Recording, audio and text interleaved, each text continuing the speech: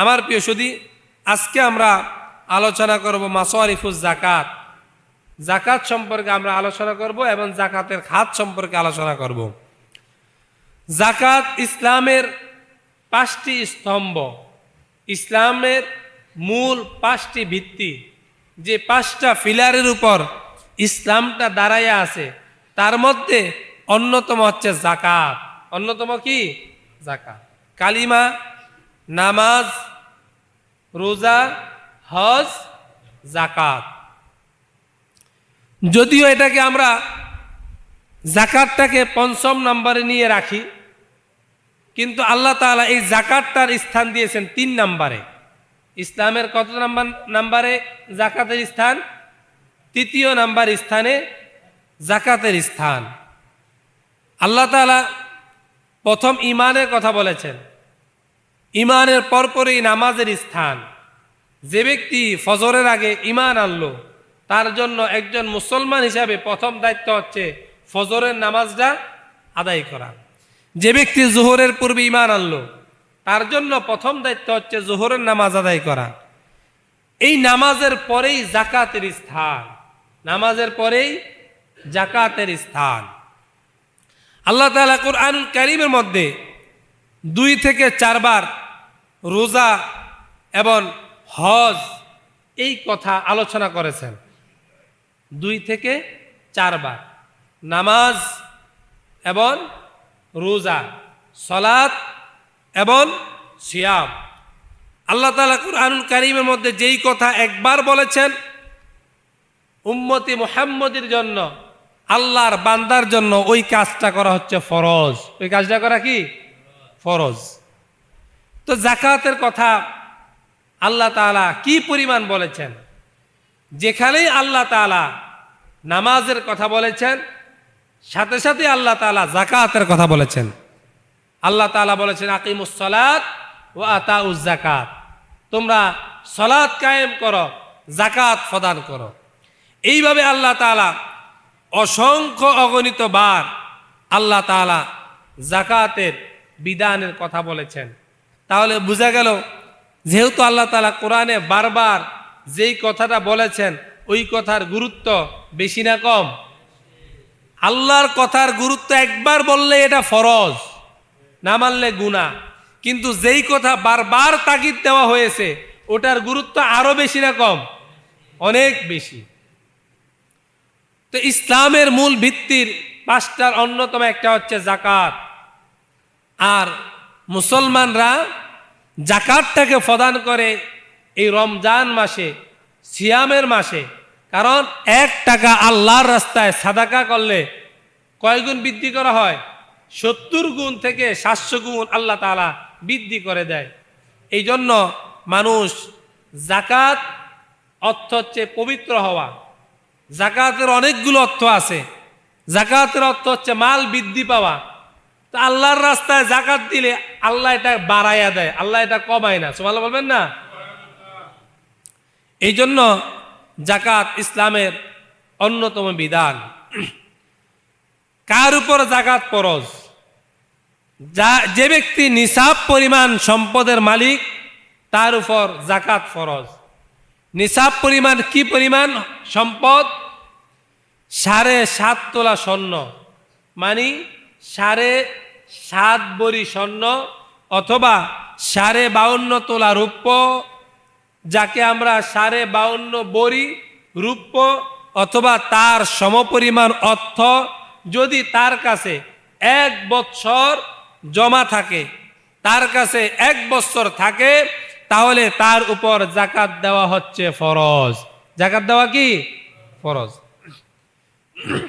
এখন জাকাত আমরা কাকে দিব? আল্লাহ তাআলা কোরআনুল কারীমের মধ্যে জাকাত গ্রহণকারী ব্যক্তি হবে 8 জন।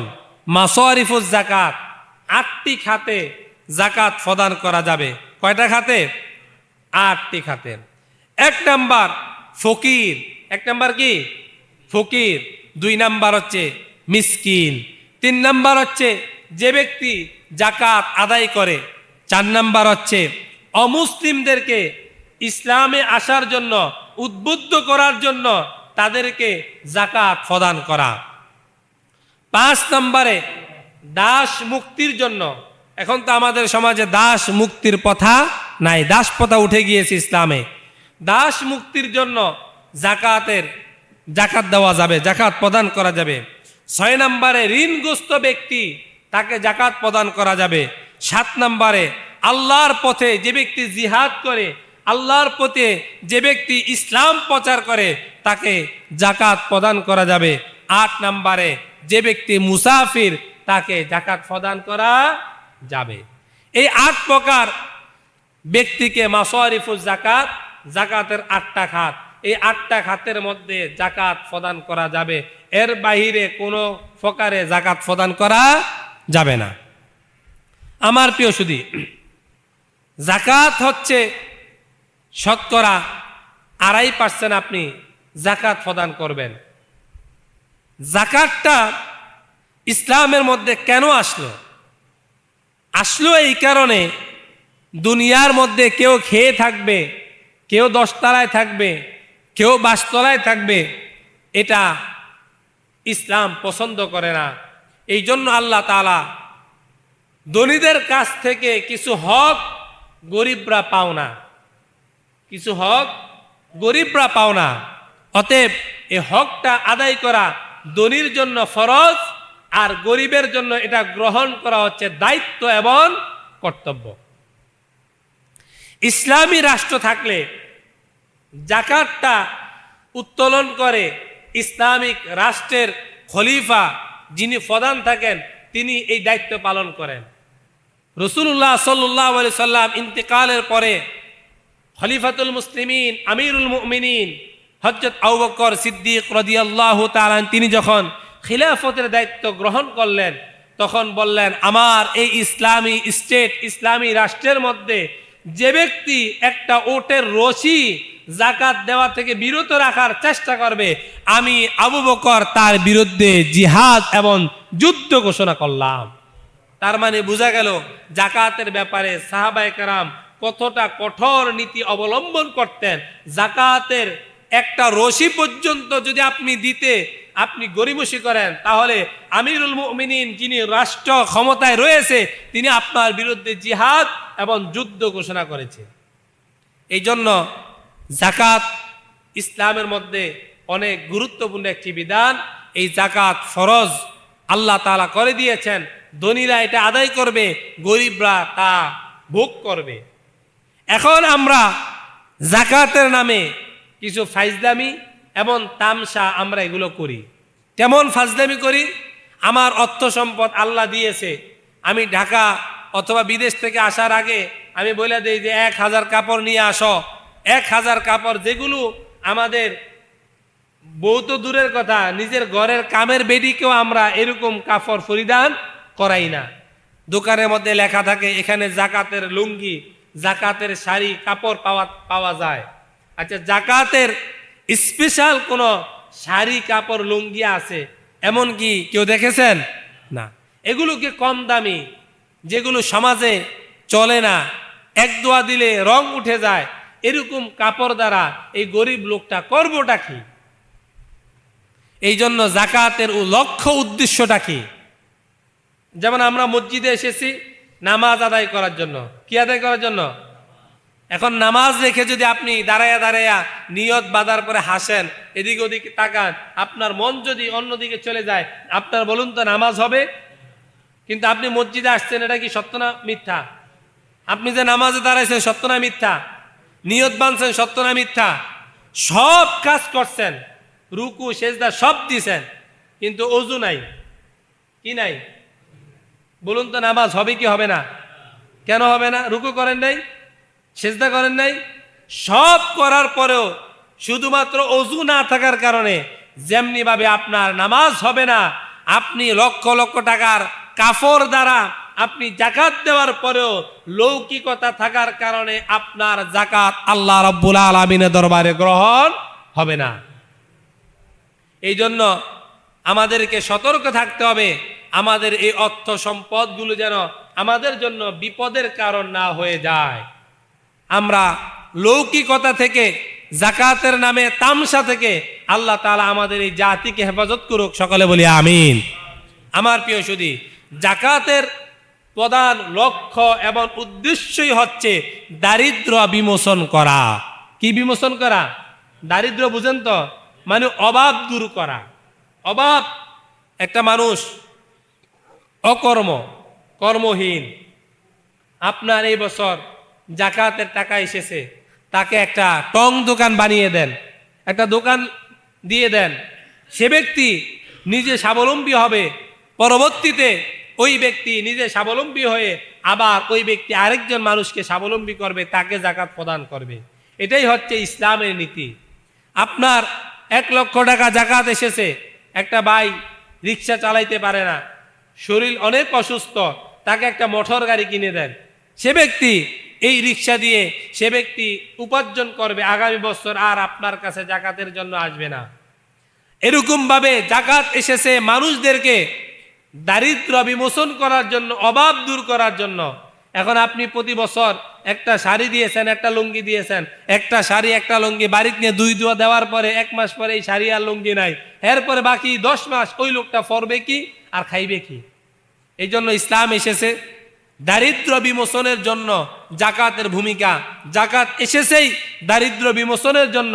এই জন্য আমাদের উপর যাদের জাকাত ফরজ হয়েছে, আমরা জাকাতটা স্বহস্তে ভালো পাত্রে আমরা দান করব, ওই লোকের যেন উপকার হয়, ওই লোক যেন উপকৃত হয়, আগামী বছর থেকে যেন তার আর জাকাত খাওয়া না লাগে। এখন আপনি বলবেন, ব্যাংক আমার, টাকা আমার, পরিশ্রম করলাম আমি, তাহলে আমি জাকাত কেন দিব? প্রশ্ন আছে না নাই? হ্যাঁ, কারণ নাস্তিকরা মানুষদেরকে এই রকম ফলবন দিয়ে বিভিন্ন রকম যুক্তি তর্ক উপস্থাপন করে যে আপনাদেরকে তর্ক শোনাবে, টাকা আপনার, শ্রমিক আপনার, সব কিছু আপনার, তাহলে আপনি কেন 2.5% জাকাত দিতে আপনি বাধ্য? এই জিনিসটা তো মাথায় ধরে না। হ্যাঁ, মাথায় না ধরারই কথা। যদি কেউ আল্লাহকে না চিনে, তাহলে এই নাস্তিক্যবাদী মনোভাব তার মধ্যে ঘুরপাক খাবে। আচ্ছা বলুন তো, আল্লাহ তাআলা আমাদেরকে সৃষ্টি করেছেন, এখানে আমাদের কি কোনো কৃতিত্ব আছে? আল্লাহ যদি আমাদেরকে সৃষ্টি না করতেন, আমরা কি আল্লাহকে বলতে পারতাম যে আল্লাহ আপনি আমাদেরকে মানুষ কেন না বানাইলেন না? আল্লাহ যদি আমাকে ইচ্ছা করতেন গরু ছাগল বানাইতে পারতেন, বনের পশু বানাইতে পারতেন। আল্লাহ তাআলা আমাদেরকে যে জীবন দিয়েছেন, এর মধ্যে আমাদের কোনো কৃতিত্ব আছে? নাই। আচ্ছা বলুন তো, পিতামাতার কোনো কৃতিত্ব আছে? নাই। কারণ পিতামাতার গর্ভের মধ্যে ছেলে হবে না মেয়ে হবে এটাও পিতামাতা জানে না। তাহলে বোঝা গেল আমার 16 আনা মালিককে, আমার 16 আনা মালিককে। শুধু তাই নয়, আল্লাহ আমাদেরকে মানুষ বানাইছেন। আমার মতো সমাজে আরো 100, 150, 1 কোটি কোটি কোটি মানুষ আছে না নাই? আছে। তা আল্লাহ তাআলা সবাইকে তো সমান হারে আল্লাহ সম্পদ দেয় না। আমাকে যদি একজন রিক্সাওয়ালার মতন গরিব বানাইতো, তাহলে আমি কি করতাম? আমার কোনো কথা বলার সুযোগ ছিল? যেহেতু আল্লাহ তাআলা আমাকে দয়া করে মায়া করে সম্পদের মালিক বানিয়েছেন, আল্লাহ তাআলা বলেছেন, দুনিয়ার বান্দা, আমি তোমাকে জীবন দিয়েছি, আমি তোমাকে রিজিক দিয়েছি, আমি তোমাকে সম্পদের মালিক দিয়েছি। যেহেতু পুরাটার মালিকই আমি, ইচ্ছা করলে তোমার পুরা সম্পদটা যদি আমি নিয়ে নিতাম, তাহলে তোমার কোনো কথা বলার কোনো সুযোগ। আচ্ছা আল্লাহ যদি বলতেন তুমি যা কামাই করবা অর্ধেক আমার অর্ধেক তোমার, আমাদের কি কোনো করার ছিল? তা আল্লাহ তাআলা বললেন যে না, তুমি যা কামাই করবা তার থেকে 2.5% আমাকে দিবা। কত পার্সেন্ট? একটা উদাহরণ দিলে বুঝবেন। একজন শিল্পপতি একটা ইন্ডাস্ট্রিজ বানাইছে, মানে একটা মেইল কারখানা বানাইছে। এখানে 100 জন শ্রমিক কাজ করে। কতজন শ্রমিক? 100 জন। এই শ্রমিক কাজ করার ফলে তার সাথে চুক্তি হয়েছে যে যা কাজ করবা লাভের 2.5% নিবা তুমি, আর বাকিটা থাকবে আমার। 100 জন কাজ করলো কলকারখানায়। কাজ করার পরে তারা চিন্তা করলো, কাজ করলাম আমরা, আর উনি সব টাকা নিব, আমরা নিতাম 2.5%, এটা তো হয় না। এটা তো আমাদের সাথে বৈষম্য। তারা গিয়ে ধরেন সুপ্রিম কোর্ট, হাইকোর্ট, কোর্টে মামলা করলো। মামলা করার পরে জজ মালিককে ডাকলেন যে আপনি নিতেছেন প্রায় 98.50, মানে আপনি নিতেছেন 98 টাকা 50 পয়সা, আর 100 জনকে দিতে আছেন 2 টাকা 50 পয়সা। এটা তো বৈষম্য, কারণ এরা 100 জন মিল্লা কাজ করার কারণে যে অর্থ সম্পদ হয়েছে, এই কারণে আজকে আপনি এটার মালিক দাবি করতেছেন। আচ্ছা বলুন তো, এটা কি যুক্তিক না অযৌক্তিক? 100 জন কাজ করার কারণেই তো আপনি এত টাকার মালিক হয়েছেন, তাহলে আপনি এদেরকে দিবেন না কেন? এখন মালিক নিজের টাকা ব্যয় করে শ্রমিকদের বেতন দিলেন, নিজের টাকা ব্যয় করে ইন্ডাস্ট্রিজ বানাইলেন, নিজের টাকা ব্যয় করে বিদেশের মধ্যে এই মালগুলো সাপ্লাই দিয়ে টাকা ইনকাম করেছে। এই জন্য সে 98% দাবি করছে, আর শুধুমাত্র শ্রমিক সে মাত্র 2.5% তাকে দিতেছে, তার শুধুমাত্র পারিশ্রমিকটা দিতেছে। এখন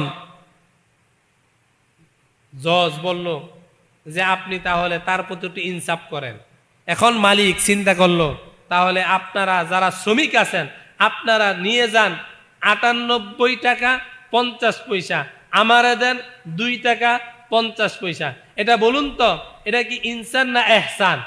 এহসান। এটা কি ইনসাফ না এহসান? এহসান করলো। ইনসাফ হলো যে আপনি যতটুকু কাম করছেন অতটুকু পাইছেন, আর এহসান হলো আপনি যতটুকু কাজ করছেন তার থেকে কয়েক গুণ আমি বেশি দিয়ে দিলাম। তা আল্লাহ তাআলা দুনিয়ার মধ্যে আমাদেরকে পাঠাইছে, আমরা হচ্ছে শ্রমিক। আমরা কি মালিককে? জোরে বলুন না কেন, আমাদের মালিককে আল্লাহ। তা আমরা হচ্ছে শ্রমিক।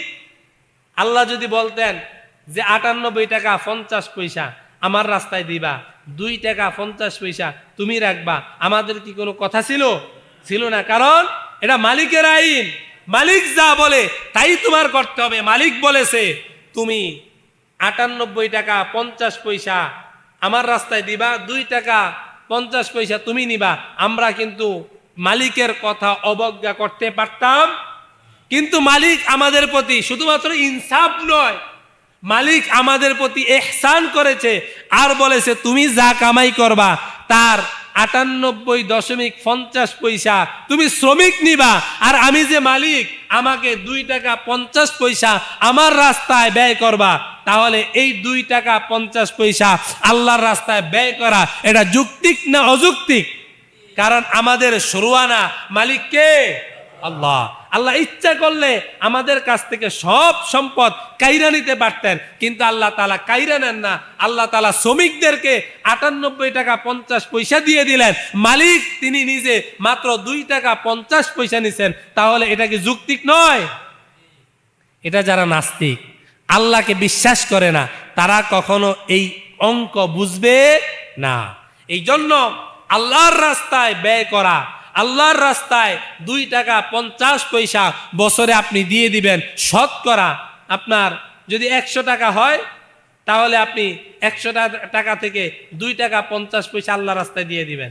1000 টাকা হইলে 25 টাকা আল্লাহর রাস্তায় দিয়ে দিবেন। এরকম আপনি যত টাকার মালিক থাকবেন আল্লাহর রাস্তায় আপনি 2.5% হারে যাকাত প্রদান করবেন, কারণ এটা হচ্ছে আল্লাহর আইন, এটা হচ্ছে মালিকের আইন। এখানে আমাদের কোনো কৃতিত্ব নাই, কারণ আমাদের সম্পূর্ণ কৃতিত্ব হচ্ছে কার? আল্লাহ। আল্লাহ আমাকে গরিব বানাইলে যারা গরিব আছে তারা কি আল্লাহকে বলতে পারে যে আল্লাহ অমুকের এত টাকা দিচ্ছেন আমাকে কম দিচ্ছেন কেন? বলার সুযোগ আছে? সুযোগ নাই। আল্লাহ ইচ্ছা করলে তো আমাকে ওরকম গরিব বানাইতে পারতেন, কিন্তু যেহেতু আল্লাহ তাআলা আমাকে যাকাত দেওয়ার মতো সম্পদ, অর্থ, টাকা পয়সা দান করেছে, এই জন্য আল্লাহ তাআলা বলেন তুমি যেহেতু শ্রমিক, আমি ইচ্ছা করলে তোমার কাছ থেকে পুরাটাই কেড়ে নিতে পারতাম, কিন্তু আমি আল্লাহ তাআলা তা করি না। আমি তোমাকে সম্পূর্ণটা ভোগ করার সুযোগ দিয়েছি। আমি মালিক হিসাবে আমার রাস্তায় মাত্র 2.5% দিবা, তারপরও আমি তোমাকে বলি তুমি যা দিবা আমি আল্লাহ তার দ্বিগুণ ফিরাইয়া দিব, বলি সুবহানাল্লাহ। এই জন্য যাকাত যে ব্যক্তি প্রদান করে তার মাল কখনো ক্ষতিগ্রস্ত হয় না। যাকাত যে ব্যক্তি প্রদান করে তার মাল কখনো কমে যায় না। যাকাত যে ব্যক্তি প্রদান করে সে ব্যক্তি কখনো কঠিন বিপদে তার সম্পদ ধ্বংস হয়ে যায় না।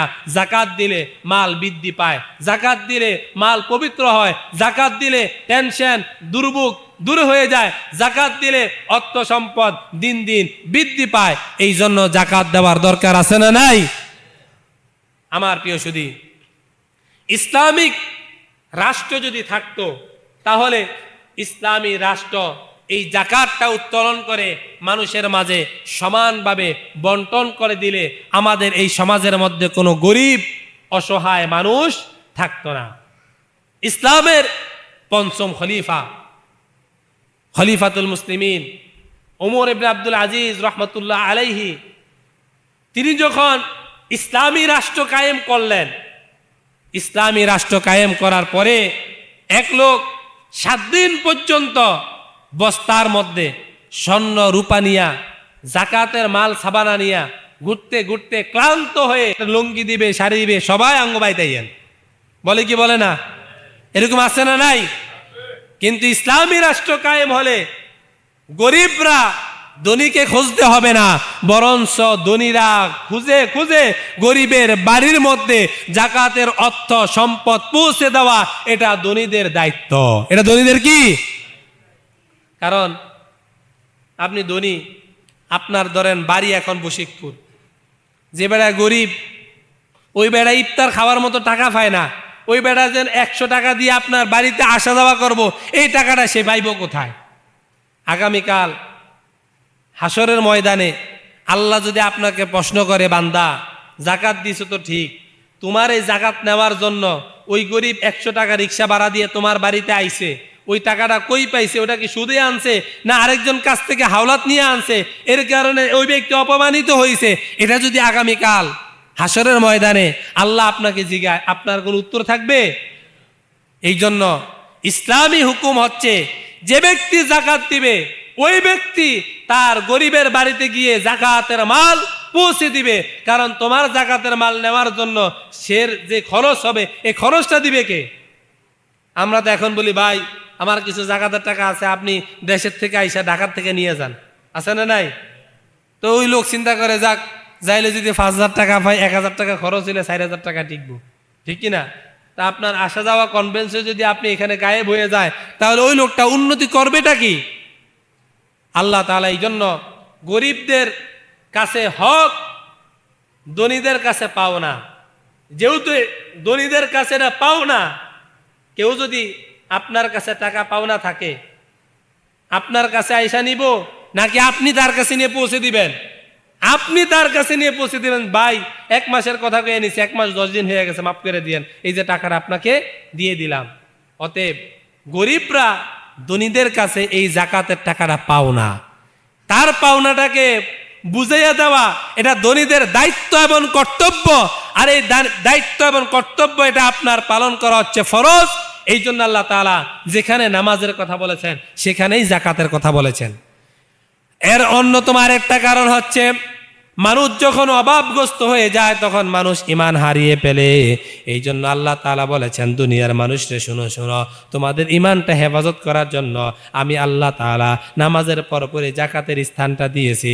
যখন মানুষ যাকাতের টাকা পাবে, অর্থ সম্পদ পাবে, তখন তার দারিদ্র্য বিমোচন হয়ে যাবে, গরিবি হাওলাত দূর হয়ে যাবে, অভাবের কারণে সে ব্যক্তি আর কখনো ঈমান হারা হয়ে যাবে না।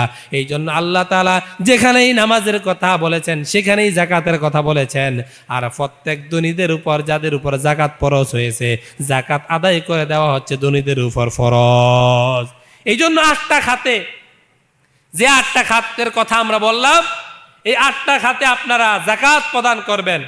আমরা অনেক সময় মাদ্রাসায় যাকাত দেই, মাদ্রাসায় যাকাত দেওয়ার পূর্বে মাদ্রাসায় জিজ্ঞাসা করবেন যে আপনার এই মাদ্রাসার মধ্যে এতিম, অসহায়, গরিব, দুস্থ এরকম ছাত্র আছে কিনা। ছাত্র থাকলে তাদের জন্য আপনারা যাকাত প্রদান করবেন। আমার প্রিয় সুধী, এই জন্য যাদের যাকাত ফরজ হয়েছে অথবা যাদের যাকাত ফরজ হয় না, তবে আপনার আত্মীয় স্বজন যাদের যাকাত ফরজ হয়েছে তাদেরকেও বলে বলে জাকাতের ব্যাপারে উৎসাহ দিয়ে আপনি তার জাকাতটা আদায় করে দিবেন। যেমন আপনি নামাজে আইতেছেন, আরেকটা ভাই ঘুমিয়ে আছে, আপনি তাকে জাগাইয়া দিলেন, ভাই নামাজের সময় হয়েছে, সালাতের সময় হয়েছে, তুমি নামাজে আসো, তাহলে আপনি সমান সওয়াব পাবেন না? তদ্রূপ আপনি যদি আরেকটা লোককে জাকাতের ব্যাপারে উদ্বুদ্ধ করেন, সে ব্যক্তি জাকাত আদায় করলে সওয়াব পেলে আপনি উদ্বুদ্ধ করার কারণে আপনাকে সওয়াব দেওয়ার ক্ষমতা আল্লাহর আছে না নাই? এই জন্য জাকাতের ব্যাপারে নিজে উৎসাহিত হতে হবে এবং আমার ভাই ব্রাদার, আত্মীয় স্বজন, বোন, বাগিনা, বাতিজা যারাই রয়েছে, কেউ বিদেশে আছে, কেউ প্রবাসের মাটিতে আছে, তারা জাকাতের ব্যাপারে তেমন কোনো জ্ঞান নাই, আপনি তাদেরকে উদ্বুদ্ধ করবেন, ভাই তোমার সম্পদ কেমন আছে, তোমার এই সম্পদের জাকাত আসছে কিনা, একটু তালাশ করে দেখছো কিনা, অথবা তোমার সম্পদটা কেমন আছে আমাকে একটু বলো, আমি ইমাম সাহেবের কাছে, হুজুরের কাছে আমি যোগ বিয়োগ করে তোমার উপরে জাকাত ফরজ হয়েছে কিনা এটা আমি তোমাকে বলতেছি, তোমার জাকাতটা তুমি দিয়ে দাও, পরকালে তুমিও বাঁচবা, তোমার সম্পদ দুনিয়ার মধ্যে সুরক্ষিত থাকবে, মাল বৃদ্ধি পাবে, আল্লাহর কাছে ভালো থাকবা। এই জন্য জাকাতের ব্যাপারে, জাকাতের ভূমিকার জন্য আমাদের প্রত্যেক মুসলমানেরকে আমাদেরকে ভূমিকা পালন করতে হবে, এটা আমাদের মুসলিম হিসেবে দায়িত্ব এবং কর্তব্য। আল্লাহ তাআলা আমাদেরকে আল্লাহর হুকুম, গরিবের হক, গরিবের পাওনা, জাকাতের ব্যাপারে সচেতন হওয়ার তৌফিক দান করুক। সকলে বলি আমিন।